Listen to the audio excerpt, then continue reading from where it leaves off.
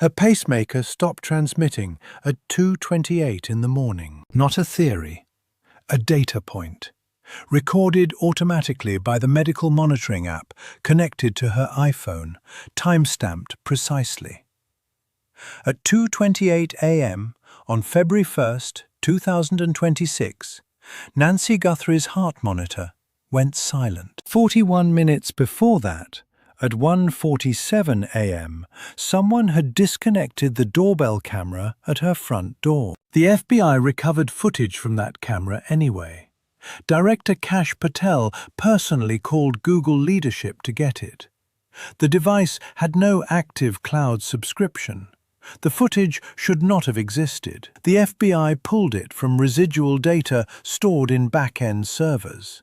And what they found on it, released publicly on February 10th, is what turned this from a local missing persons case into one of the most watched federal investigations in the country. A man standing at Nancy Guthrie's front door in the dark. Masked, gloved, armed, a gun visible in a holster positioned awkwardly over his lower body. A black 25-liter Ozark Trail backpack on his back. He raises a gloved hand to the camera. He taps it, trying to knock it off its mount. When that fails, he reaches into a potted plant beside the door and pushes vegetation over the lens. He knew the camera was there. He came prepared to deal with it. He just couldn't fully kill it. Nancy Guthrie is 84 years old. She is the mother of Savannah Guthrie, co-anchor of NBC's Today Show. She has lived in Tucson, Arizona for more than 50 years. Her family describes her as mentally sharp, fiercely independent, deeply loved. She has limited mobility. She takes daily medication to stay alive. She has not been seen since that night. Her blood was found on her front porch. The FBI, the Pima County Sheriff's Department, U.S. Customs and Border Protection, and search and rescue teams have worked this case for more than 100 days as of this recording. The total reward for information stands at $1.2 million. $1 million from her family, $200,000 from law enforcement. No suspect has been named. No arrest has been made. No confirmed sighting has been reported. Night, every detail. The night it happened, minute by minute. The evidence, the DNA, the ransom notes, the fight between the FBI and the local sheriff that exploded into public view, the thing currently sitting at Quantico that investigators believe is the last real shot at breaking this open. Nancy Ellen Long was born January 27, 1942, in Fort Wright, Kentucky. She married Charles Guthrie and moved to the Tucson area in the early 1970s, raising 3 children, Savannah, Annie, and Cameron, in the Catalina Foothills. In 1988, her husband Charles died at 49 during a mining trip in Mexico. She raised her children through that loss.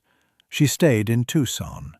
She built a quiet, rooted life in that desert city for more than 5 decades. By 2026, Nancy was living alone in her home on North Camino Escalante in the Catalina Foothills, a residential neighborhood north of the city at the base of the Santa Catalina Mountains, where lots are large, streets are quiet, and the houses are shielded from the road by desert landscaping and distance. Her daughter Annie and son-in-law Tommaso Cioni lived nearby.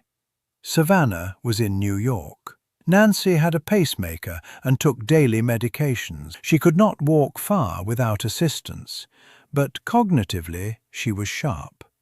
Her family said so, specifically and consistently. Nobody who knew Nancy Guthrie described someone who wandered. Nobody described confusion. When Sheriff Chris Nanos told reporters in the first days after her disappearance that she could not walk 50 yards by herself, He was explaining the logistics of the crime, not diminishing Nancy.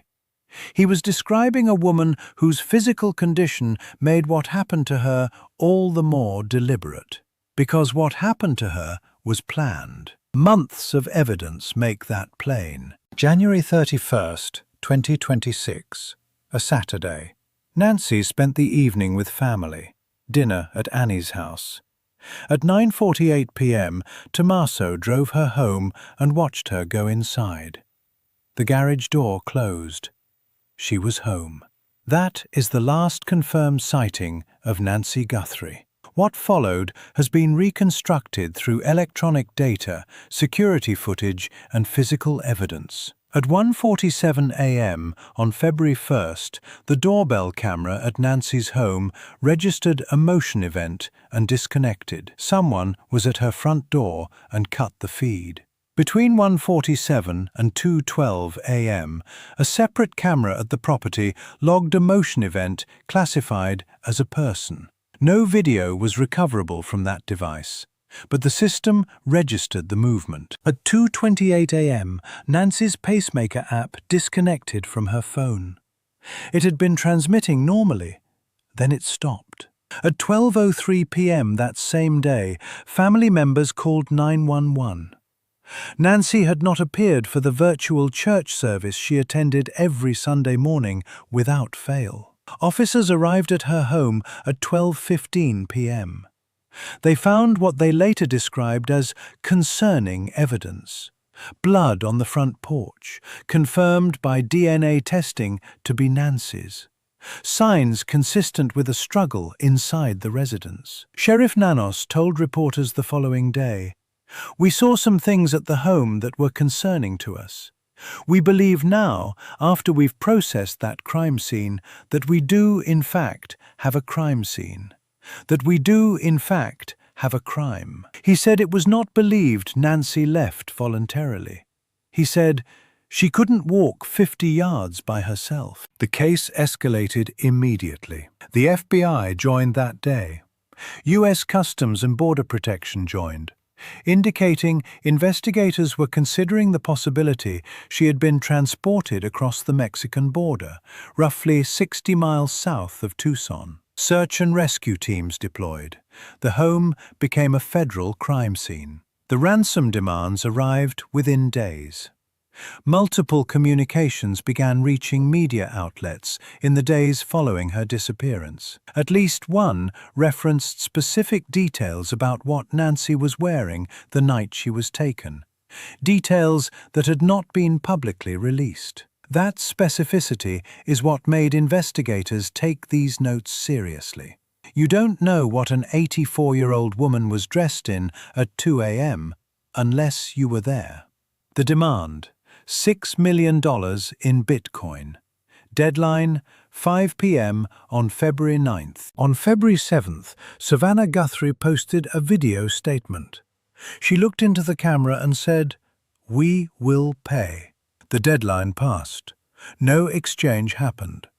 The communications kept coming.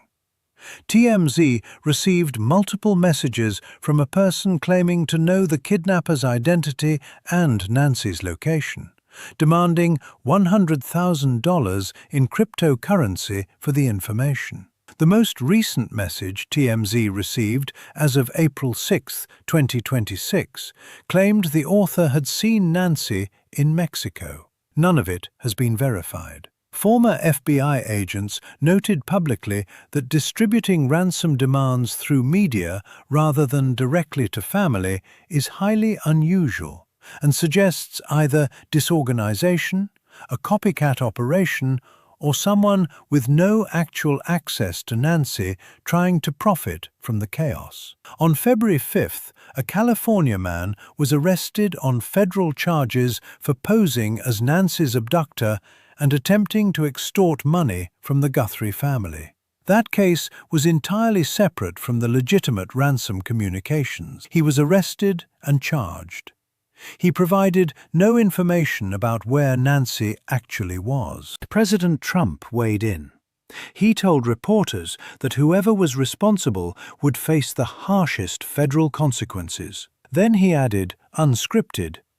Somebody either knew what they were doing very well or they were rank amateurs. Both things. Completely contradictory. But Trump's inability to classify the kidnapper reflected what investigators themselves have struggled to determine. Because the evidence in this case points in two directions at once. The surveillance aspect was sophisticated. The suspect had been to Nancy's property before February 1st. A second image, recovered by the FBI, shows the same masked figure at her front door on a prior date, without the backpack and without the holstered weapon. One theory investigators considered: he approached the first time, saw the camera, and was scared off. He came back on February 1st, having prepared for it. The FBI asked every neighbor in the Catalina Foothills to check their home security footage going back to January 1st, a full month before the abduction, and specifically flagged January 11th as a date of interest. A neighbor named Aldine Meister, who had lived in the Catalina Foothills for nearly 30 years and sometimes walked with Nancy, told investigators and later reporters that she saw a suspicious young man walking toward Nancy's home around January 11th. She watched him through her bathroom window. He was wearing street clothes, not walking shoes. His baseball hat was pulled low over his face. He was hunched and looking around. "He just didn't fit," she said. "It freaked me out." That is reconnaissance. A man in a residential neighborhood, moving through it in a way that drew attention even to a neighbor with no reason to be suspicious. Casing the home, the street layout, the camera positions, the routines. Weeks before the abduction. The execution, though, had visible gaps. The gun was holstered improperly, over the lower body rather than the hip, in a way that experienced armed individuals do not carry weapons. The camera-disabling attempt was imperfect. Covering a lens with a plant is not a professional counter-surveillance technique. A trained operator removes the device entirely, or approaches the property from an angle outside the camera's field of view. He improvised. The ransom demands went to media rather than directly to family, which is not how organized kidnapping operations communicate when they want to collect payment. The disappearance happened with no identified vehicle, no clear entry or exit route captured on any of the thousands of hours of surveillance footage from the surrounding area that investigators have reviewed. Former FBI profiler Dr. Ann Burgess, appearing on a News Nation documentary special, offered an assessment. The man on the camera may not have been the organizer of the operation. He may have been a lower-level participant, hired help, an accomplice, someone who carried out the physical part of the plan without being the person who designed it. And then the extension of that theory, which Burgess named directly. The organizer may have eliminated the visible participant after the crime. If the man on that doorbell camera is dead, that explains why tips about a living suspect walking free have produced nothing. It also means the DNA recovered from the scene may be the only remaining thread connecting anyone to what happened. Criminal psychologist Dr. Gary Brucato, in the same special, said the operation appeared more coordinated than a random burglary or impulsive attack. He agreed with Burgess that multiple participants were likely. Neither expert had access to the full investigative file. These were profiler assessments from public information. But they reflect the direction investigators have been moving, and they explain why the DNA evidence is now being treated not as a supplement to other leads, but as the case's primary hope. Here is the DNA picture, precisely. 3 separate sources of potential evidence have been identified. First, a glove found approximately 2 miles from Nancy's home that appeared to match the type worn by the suspect in the doorbell footage. DNA from an unknown male was extracted. It was tested against CODIS, the FBI's national database containing profiles from more than 26 million people. No match.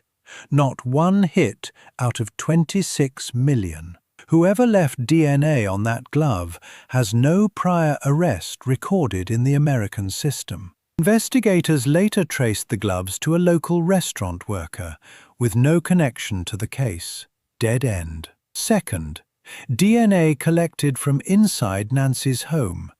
A mixed sample, meaning genetic material from more than one person present in the same location, which makes extraction and profile building exponentially more difficult.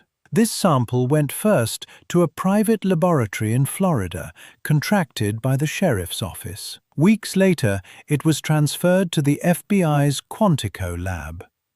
Othram, a genetic genealogy company that has cracked numerous cold cases, publicly labeled the decision to use a private Florida lab first as devastating for the pace of the investigation. The Quantico lab is still working on it as of 100 days. Third, hair. Recovered from inside Nancy's home, potentially from her bedroom or immediate living space. Hair with the root attached contains nuclear DNA, the most complete genetic profile available. Rootless hair contains mitochondrial DNA, useful but more limited. Genetic genealogist C.C. Moore, who helped identify the Golden State Killer and has worked more than 300 such cases, told NBC News when this development was reported, "Hair absolutely can make the case solvable, so I'm really excited." She added the caveat that determines everything. The hair has to belong to the kidnapper, not Nancy or a family member or anyone with ordinary access to the home. Moore explained publicly how investigative genetic genealogy works in a case like this. The DNA profile from the crime scene is run against publicly accessible genealogy databases, not Ancestry.com or 23andMe, which restrict law enforcement access, but smaller databases where users have voluntarily uploaded their genetic information. The system looks for partial matches, not to the suspect directly, but to relatives, and works backward to build a family tree that eventually narrows toward the person who left the evidence. The same methodology identified Brian Kohberger as the University of Idaho murderer before police had any other physical evidence tying him to the scene. It identified the Golden State Killer after 40 years of failure. Moore said this plainly, publicly. "If I was the kidnapper, I would be extremely concerned right now. Because using investigative genetic genealogy, he will be identified." Her exact caveat, do they actually have the suspect's DNA? That's a big if. At 100 days, investigators have not publicly confirmed they have a viable, clean suspect profile. They have confirmed the evidence is at Quantico. They have confirmed the work is ongoing. Sheriff Nanos, in his 100-day update to local station KOLD, described the lab process moving at a snail's pace from the outside, and then defended it. "For my investigative team and for me, we look at this as, no, this is doing exactly what we need it to do, because they want to ensure they're doing it right.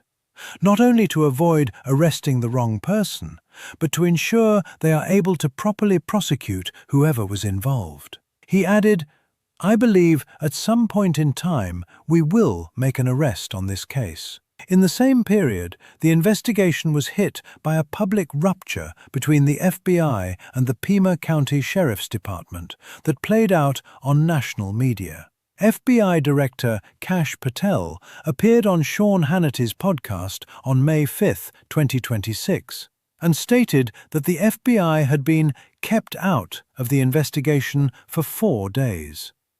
He said the sheriff's office had sent DNA to a private lab in Florida instead of Quantico. He pointed to the doorbell camera footage as proof of what federal involvement could accomplish. When we were finally let in, look what we did.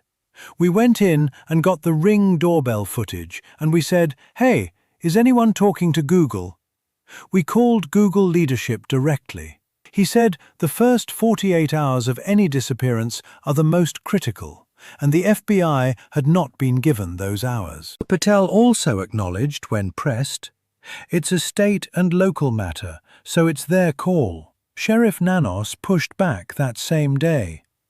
He released a statement saying a member of the FBI task force was present and working alongside his deputies on the night Nancy was first reported missing, that federal coordination began without delay. He said the lab decisions were made on scene based on operational needs. Sources inside the investigation told CNN that the FBI and local authorities were actually working closely despite Patel's comments, and that the director's public remarks were counterproductive. "It's not helpful to the case," one expert told CNN. "It harms the working relationship between the two agencies, where trust is essential, and it undermines public confidence." Nanos himself acknowledged early in February that he would have handled some things differently, including releasing the crime scene before federal investigators had completed an exhaustive search. At the 100-day mark, the Pima County Board of Supervisors was preparing to seek sworn testimony from Nanos about his management of the case and of his department more broadly. None of the institutional friction changes the math on what is known. Nancy Guthrie is missing. A man took her from her home between 1:47 and 2:28 in the morning on February 1st. Her blood is on her front porch. Her pacemaker went silent before 3 a.m. 16 gloves were collected from the surrounding area during search efforts. Most of them were eventually identified as belonging to search volunteers. A bone fragment found near the search area in May 2026 generated significant public speculation before investigators confirmed it was prehistoric, not connected to the case. A backpack, similar to the one in the doorbell footage, was found in a desert area near her home and later ruled out as unrelated. Every physical lead has either been eliminated or remains unresolved. The man on the footage has not been identified. The ransom communications have not been authenticated. The DNA is still being processed. Less than 0.2% of reported missing persons in the United States are women in their 80s. Abductions of elderly, physically limited, medically dependent women are extraordinarily rare in the statistical record of American crime. Nancy requires daily medication for her survival. She has a pacemaker. The longer she has been away from her medication and medical monitoring, the more fragile her physical situation becomes, independent of any harm her abductor may have caused. The Guthrie family has not stopped. On Mother's Day weekend in May 2026, Savannah posted a video on Instagram. Decades of footage of Nancy as a young mother with her grandchildren, in a recent clip saying simply, "Miss you," to the camera. The caption, "Mother, daughter, sister, Noni. We miss you with every breath. We will never stop looking for you. We will never be at peace until we find you. We need help." Outside KVOA's newsroom in Tucson, a banner covered in handwritten notes from strangers has stayed up for 100 days. People who never met Nancy Guthrie left messages because something about this case, an elderly woman taken from her own bed in the middle of the night, Her family on television every day asking for her back landed differently than most. More than 500,000 people go missing in the United States each year. Almost none receive the public scrutiny this case has.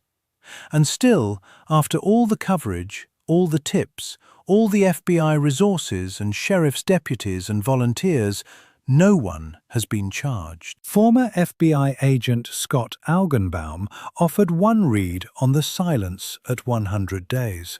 There are primary case agents whose sole responsibility is to see this case through. We're probably not going to really hear much until somebody is indicted. You don't want to tip off the suspect. If the suspect is out there now, you don't even want them to think anything is going on. The absence of press conferences is not the absence of work. It may be the work protecting itself. The reward is $1.2 million. The FBI tip line is 1-800-CALL-FBI. The Pima County Sheriff's Department tip line is 520-351-4900. Someone made a decision to take Nancy Guthrie. Someone drove a vehicle. Someone communicated with someone else about it. Someone was in that neighborhood on January 11th and stood outside her property. Someone left DNA inside her home. The DNA does not disappear. The digital trail does not disappear. The man on the camera exists. C.C. Moore said it plainly. As long as you have a viable DNA sample, that person can be identified. 100 days of silence does not mean the case is cold. It means nobody has been indicted yet. The Quantico lab is still running. The genealogy databases are still being searched. The case agents are still re-interviewing witnesses, reviewing tips with fresh eyes, looking for the one detail that didn't fit the first time around. Nancy's family posted a video.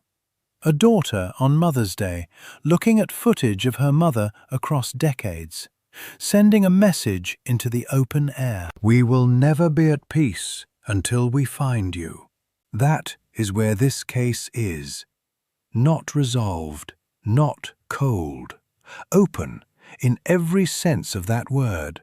And somewhere in the gap between what is known and what has not yet been said aloud, the answer exists. If you know anything, call 1-800-CALL-FBI. This story is not over.